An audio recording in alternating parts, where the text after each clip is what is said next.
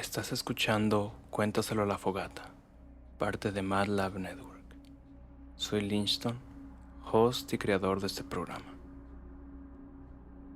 En el cuarto capítulo te conté sobre un lugar muy relevante en cuanto a temas paranormales en la ciudad de Guadalajara, el Panteón de Belén.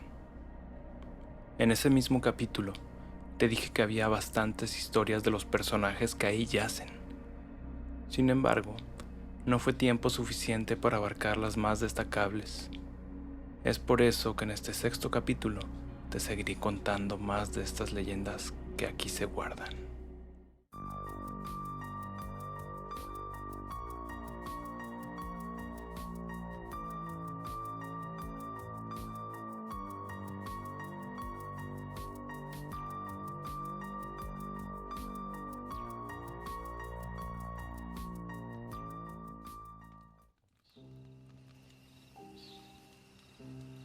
Don Manuel Gómez Ibarra, nacido en 1810 y fallecido en 1896.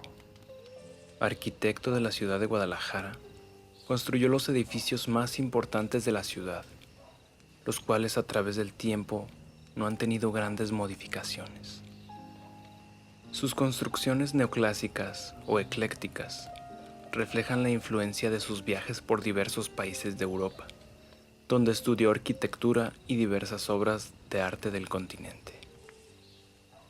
Gómez Ibarra es considerado como uno de los máximos creadores arquitectónicos del siglo pasado de Guadalajara. Para 1848 empezó la construcción del Panteón de Belén, concluyéndola en 1850. El cementerio presentó 2 corredores con 50 arcos cada uno, que cubren bóvedas que son famosas en esta ciudad por su variedad de estilos y reminiscencias. Pese a ser un hombre ilustre de la época, no se conoce nada de su vida, y por drástico e irónico que parezca, no se encuentra sepultado en el Panteón de Belén. Sus restos se encuentran perdidos. Por muy bellos que puedan ser los mausoleos y las sepulturas de un cementerio, al caminar entre las sobrias tumbas y dolorosas memorias en un silencio escalofriante, nos recuerda que la muerte es la única que desconoce clases sociales, donde el lujo y lo ostentoso se olvida. No importa si es un rey o un indigente, ahora el alma ha emprendido su camino en busca de la eternidad y el descanso eterno. Al caer la tarde el misterio se hace más profundo y difícil de comprender. Cuando la luna asoma sus primeros brillos, pareciera ser la única testigo de los lamentos y sollozos acompañados de algunas apariciones de almas en pena que recorren este recinto. El Panteón de Belén, de rara y valiosa arquitectura funeraria del siglo XIX, rompió con los cánones estéticos ya establecidos, creando para algunos autores un ambiente mágico y romántico. La arquitectura del Panteón de Belén se considera neoclásica, con eclecticismos románticos, es decir, tiene la influencia de las corrientes ideológicas del romanticismo, mientras que el estilo neoclásico no mantuvo sus formas tradicionales, debido a su fusión con elementos góticos, románticos, egipcios y en algunos casos también barrocos. Por consiguiente, es una construcción viva de la arquitectura universal, construido anacrónicamente en una sola época, la neoclásica. El panteón originalmente estaba compuesto por 2 columbarios o corredores, con nichos en los lados poniente y norte, extendiéndose este último a una capilla de velación. El precio de cada nicho en estas secciones variaba de la siguiente forma. En la capilla sepultura por 5 años, 100 pesos. Fuera de la capilla, 25 pesos. Fosa en el primer patio, 25 pesos. Fosa en el segundo patio, 2 pesos. Fosa común, 25 centavos. Las galerías se llamaban columbarios, debido a su semejanza con los cementerios romanos, que tenían grupos de nichos en las paredes, a manera de nidos de palomas. Fueron construidas en un rectángulo de 130 metros de ancho por 350 de longitud, que poco a poco se fue llenando, albergando construcciones de los más variados estilos, sobresaliendo varias capillas funerarias, sobre todo dos, una construida por el arquitecto Jacobo Gálvez, él fue el constructor del Teatro Degollado, y otra que se encuentra en el centro del patio, en una capilla pirámide que evoca el estilo egipcio, midiendo 40 metros de altura. Bajo esta hay una capilla subterránea que contiene 64 gavetas, en las cuales se daba sepultura inicialmente a los canónigos y posteriormente a quienes pudieran pagarlas. Sin embargo, poco después se le dio a este mausoleo el nombre de la Rotonda de los Hombres Ilustres, y ahí fueron depositados los restos de literatos, gobernadores, educadores y benefactores de la ciudad. Dentro del cementerio se encuentran los columbarios, tanto en el poniente como en el norte, que desembocaban avenidas que llevaban al mausoleo central, de manera que el panteón forma un quincux, un milenario diagrama cósmico que define los espacios sagrados en gran parte de las culturas antiguas. El mausoleo central se convierte en el símbolo Axis Mundi, que procede sobre los 4 puntos cardinales, en que está orientado el edificio y representa las direcciones energéticas del universo. Como creencia popular, se dice que la gente no se puede esconder de la muerte. Este mausoleo, llamado el sarcófago, está inspirado en una de las 7 maravillas del mundo antiguo, la tumba del rey mausoleo, construido en el año 345 a.C. en Halicarso. El sarcófago fue la rotonda de los hombres ilustres hasta 1947, año en que gran parte de los restos de los hombres de Guadalajara fueron exhumados y colocados en la plaza adjunta a la catedral. El arquitecto Gómez Ibarra clasificó su obra como de estilo egipcio. Sin embargo, es más adecuado decir que en esta obra encontramos rasgos egipcios, grecorromanos, góticos, renacentistas y neoclásicos.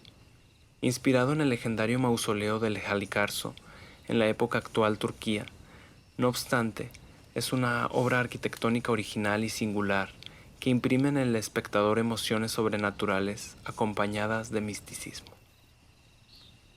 El Panteón de Belén, o lo que lamentablemente queda de él, es una joya arquitectónica considerada desde 1994 como el Museo Panteón de Belén por sus bellezas en las sepulturas, nichos y mausoleos. Pero más allá de la arquitectura, el panteón ha traspasado sus fronteras. Las innumerables historias y apariciones que encierra han creado un ambiente de misterio, fantasmas y ánimas en pena que van de un lugar a otro, siendo reflejo de la cultura mexicana, con una enorme religiosidad de su pueblo, sumado a las tradiciones y leyendas que se han heredado de siglos atrás. El Panteón de Belén muestra lo que es México, un culto y respeto a la muerte.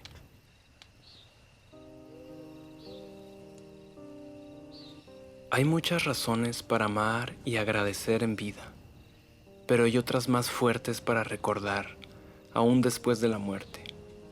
La honradez y bondad fueron sus principales características. Esta es la historia de Dionisio Rodríguez. Al caer la noche, las calles de Guadalajara ocultan grandes misterios que no se deben a las apariciones de ultratumba, sino a secretos cuya respuesta tienen los hombres. El vandalismo había tomado la ciudad por completo. Caminar por las calles a cualquier hora del día era con conflicto. Los habitantes temerosos trataban de ocultarse de aquellos jóvenes que se dedicaban al robo y a no hacer nada. Muchachos en su mayoría de origen humilde, que descuidados por su familia, se convirtieron en una amenaza para la sociedad. Dionisio Rodríguez, abogado y secretario del ayuntamiento, al ver que estos adolescentes solo desperdiciaban su juventud, decidió aceptar el proyecto del Estado, en el cual se integrarían a la comunidad de manera más productiva. Así, el abogado se convirtió en el primer director de la Escuela de Artes y Oficios de Guadalajara. Al principio todo funcionaba bien, Sin mayores complicaciones cuidaba y daba educación a varios jóvenes de la calle. Su compromiso era arduo y firme: inculcar en los niños desválidos los elementos de los cuales carecen para lograr una completa, sólida y fructífera educación. Y no solo como ciudadanos, sino con el aprendizaje de las artes manuales y mecánicas para adaptarse a un medio honesto de subsistencia.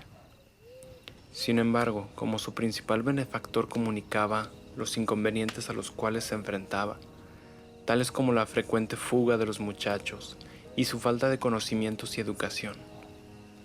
Pero guardaba para sí un detalle muy importante: la dificultad para conseguir los recursos económicos, que eran muy pocos o casi nulos. Dionisio Rodríguez, a través de sus amistades y relaciones, lograba colectar lo que más se podía de las necesidades de la escuela.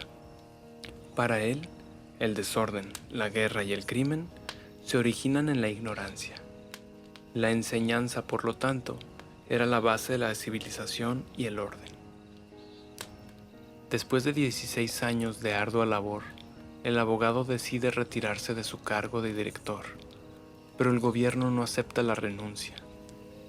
Así pues, con un carácter firme y emprendedor, continuó con su lucha, haciendo lo imposible por seguir sosteniendo la institución hasta el día de su muerte. El 1 de febrero de 1877 murió Dionisio Rodríguez. La humildad y la bondad con que se desempeñó en vida hicieron que se convirtiera en uno de los hombres notables e ilustres de Guadalajara. Debido a esto, el gobierno pagó su entierro en el Panteón de Belén, junto a los hombres más venerados de aquella época. El plantel Espíritu Santo fue desalojado por los constitucionalistas y pasó a ser colegio salesiano. A finales de agosto de 1938, gran parte del edificio fue demolido, quedando en pie solo su parte central, que fue ocupada primeramente por la escuela Hijos del Ejército y después fue sede de la Escuela Militar de Aviación. Finalmente, la vieja escuela fue fraccionada en 8 manzanas, residenciales en un principio y actualmente comerciales.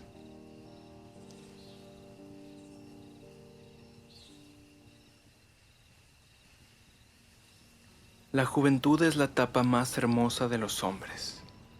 En ella se tienen sueños, ilusiones que guían el camino hacia donde se quiere y desea conducir un futuro.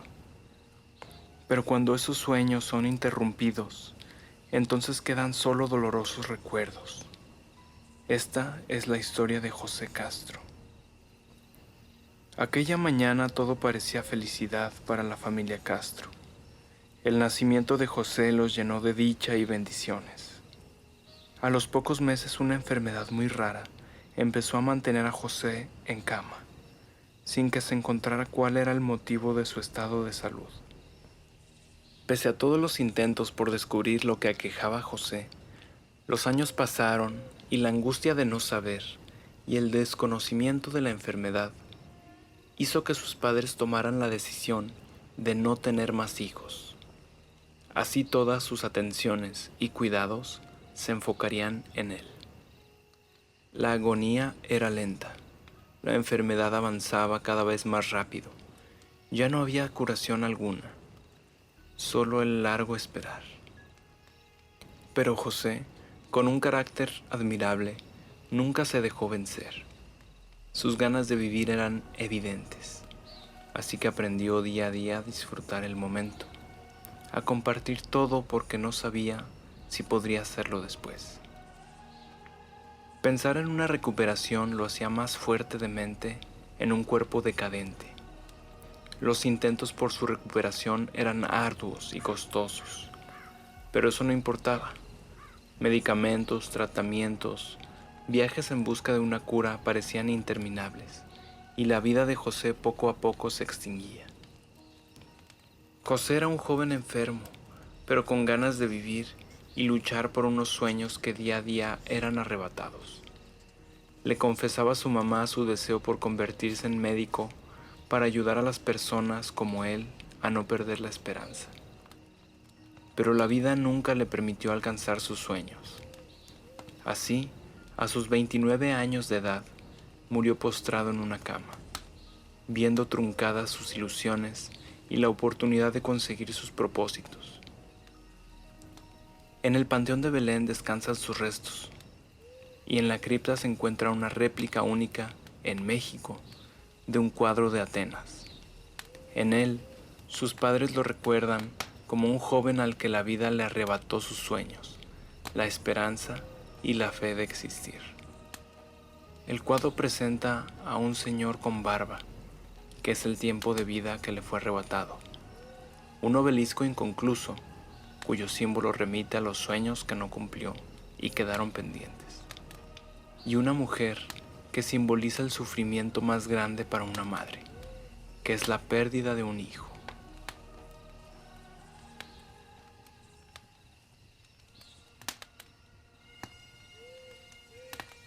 Hay quienes son recordados por sus malas acciones en vida, pero hay otros que están presentes en la memoria de los pueblos por sus actos de bondad y beneficencia, como lo demuestra la leyenda de los escoceses. Guadalajara es un pueblo hospitalario.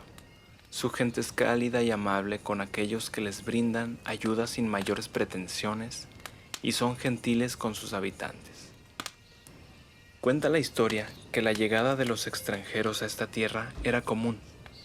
Por ello la entrada y salida de personas no era de extrañarse. Por el contrario, se instalaban 1 o 2 días y se retiraban. Pero hubo una pareja que trascendió, quedando en la memoria de los habitantes después de su muerte y que es recordada con singular cariño. Joseph Johnston y Jean Young, mejor conocidos como los escoceses. Esta pareja proveniente de Escocia, de familia acomodada, llegó a la ciudad de Guadalajara llena de bondades, y desde su primer día se dedicaron a ayudar a las personas más necesitadas. La caridad iba en aumento. En la puerta de su casa, pobres, enfermos y gente muy humilde esperaba horas y horas, con innumerables quejas y solicitudes de ayuda. Todos eran recibidos con una palabra de aliento y dinero para resolver o para mitigar sus problemas. Los escoceses en ningún momento sintieron fastidio o cansancio por aquellas visitas. El cariño y profundo agradecimiento no se hizo esperar, pues el pueblo reconocía en aquella pareja a sus salvadores, personas que los consolaban en sus dolorosos problemas y que siempre tenían una palabra de aliento. No obstante, la fatalidad llegó a sus vidas.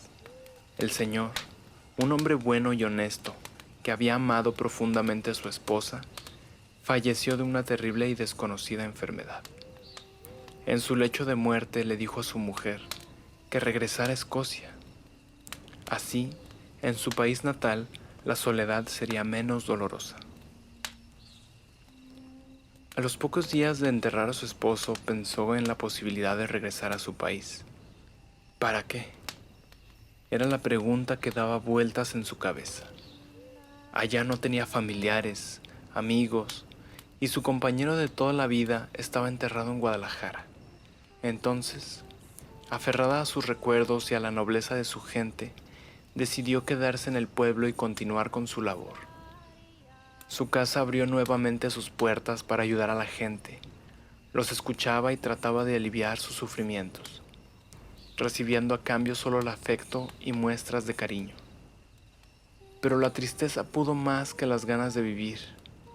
Cada rincón de la casa le recordaba todos los momentos compartidos con aquella persona que había partido. La melancolía era su enemigo a vencer cada día con día, hasta que no pudo más y a los 5 meses falleció. Los habitantes estaban en deuda con los escoceses, que eran sus salvadores, amigos que habían llevado un poco de consuelo y tranquilidad a sus corazones, aliviando sus penas económicas. Como muestra de agradecimiento, los enterraron juntos para que sus almas pudieran unirse en el más allá, para recordar el amor que en vida se tuvieron. En su gaveta situado en uno de los pasillos del Panteón de Belén, aparecen en un cuadro de perfil mirándose a los ojos. Como un acto de fe, se dice que si a las 12 del día las personas con problemas económicos se acercan a su nicho y con devoción rezan un rosario, encuentran solución. Su tumba, como muestra de agradecimiento, se encuentra rodeada de cuadros y flores.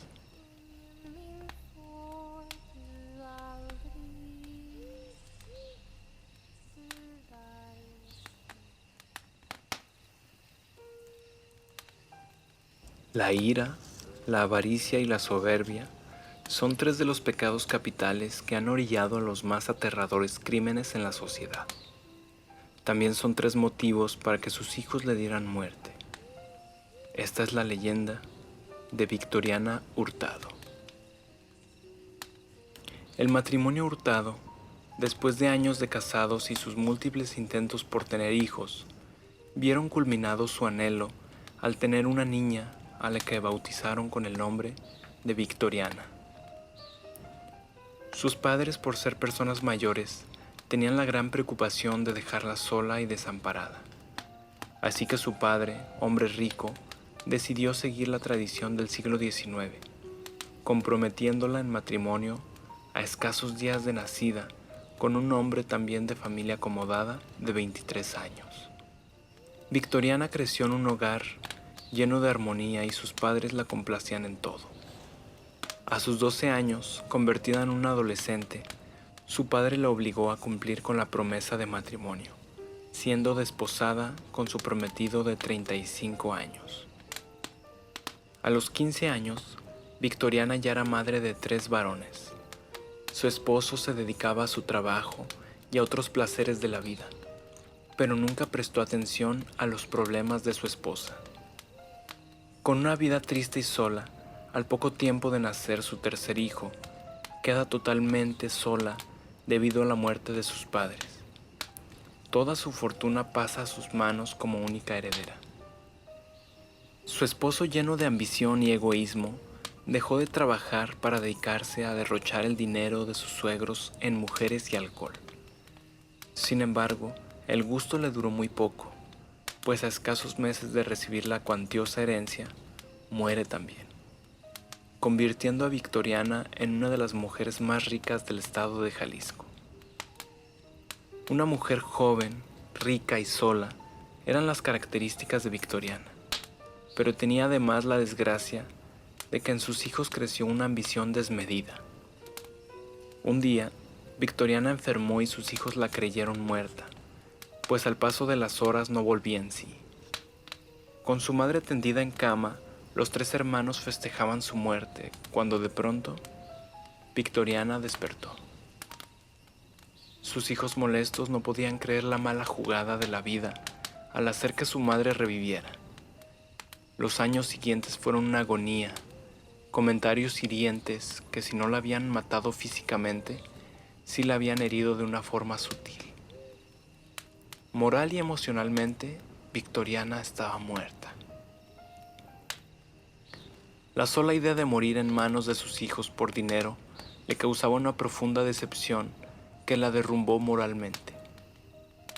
Se cuidaba de lo que bebía o comía y no confiaba en nada ni en nadie. Tal desilusión la llevó a sufrir nuevamente la rara enfermedad de ataques de catalepsia. En agosto de 1894 sufrió otro ataque de esta enfermedad, pero sus hijos, temerosos de que despertara nuevamente, no hicieron un funeral. La llevaron esa misma noche al panteón y desesperadamente con sus propias manos cavaron un profundo hoyo donde sepultaron a su madre. Al día siguiente, ansiosos, con voz temblorosa, pero felices, se pusieron en contacto con el abogado para exigir la herencia que había causado tanto dolor y sufrimiento a su madre. Pero los trámites legales retrasaron unos días la lectura del testamento. La luna estaba resplandeciente, el viento soplaba con gran fuerza, prediciendo una desgracia, y el silencio, conforme pasaban las horas, se volvía profundo, desolador. La fría noche era testigo de un grito aterrador, y el cuidador salió despavorido para dar auxilio. Y cuando se dio cuenta que provenía de una tumba, desesperadamente trató de cavar, pero ya era tarde. Solo alcanzó a ver una mano ensangrentada. Esta vez, Victoriana estaba muerta, víctima de la asfixia, la avaricia, la ira y la soberbia de sus 3 hijos. Al dar lectura a su testamento, los hijos descubren que su madre los desheredaba por tratar de matarla o enterrarla viva. Pidió que toda su fortuna, que tanto daño le causó en vida, fuera repartida entre los pobres, los enfermos, y también como última petición, rogaba a Dios que el corazón de sus hijos se convirtiera en piedra. Cuenta la leyenda que cada uno de sus hijos murió por problemas de corazón, y el día que falleció el último de ellos, nuevamente apareció en la tumba de Victoriana la mano ensangrentada, como señal de que Dios escuchó su petición. En la actualidad se dice que la gente que se acerca a su tumba y le ora, buscando solución a sus problemas familiares, Victoriana intercede por ellos para que logren la armonía familiar.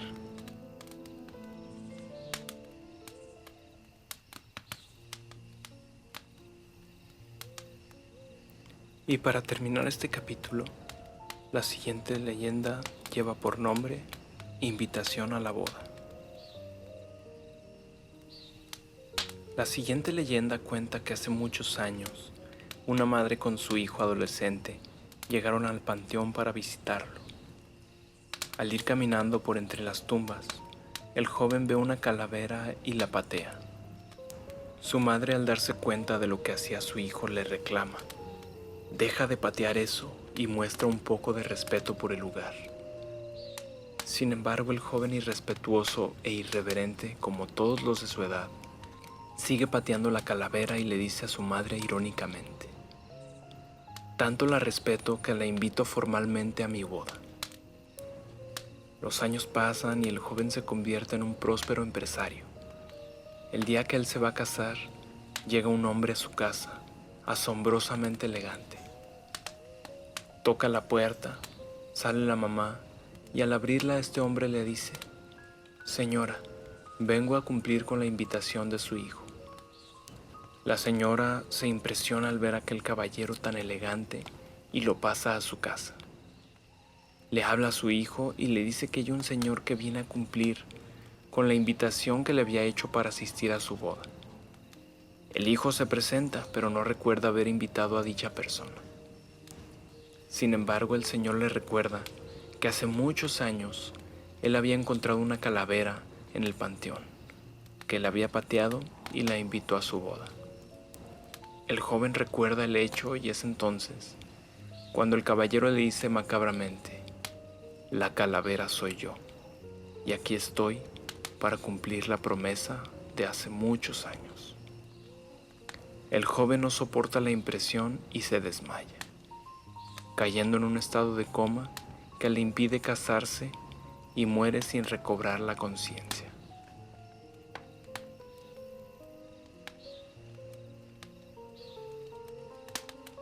Todas estas historias que acabo de relatarte las conté tal cual como se presentan en el libro El Panteón de Belén y otras historias extraordinarias, de los autores Carlos Alberto Guzmán y Francisco Domínguez de la Rosa. La razón por la cual esta vez no redacté mi propio material es porque he estado pasando por situaciones personales un tanto complicadas, pero asimismo no quise dejar de subir el programa. También quiero comentarte que el capítulo 10 será el final de temporada en el que me tomaré un par de meses para preparar los capítulos de la segunda temporada, dado a que como todo esto es fruto solamente de mi trabajo, me resulta a veces un poco complicado tener el programa listo en una semana. Recuerda seguirme en Facebook e Instagram como Cuéntaselo a la Fogata, y sin más por el momento, me despido y bendecidos sean.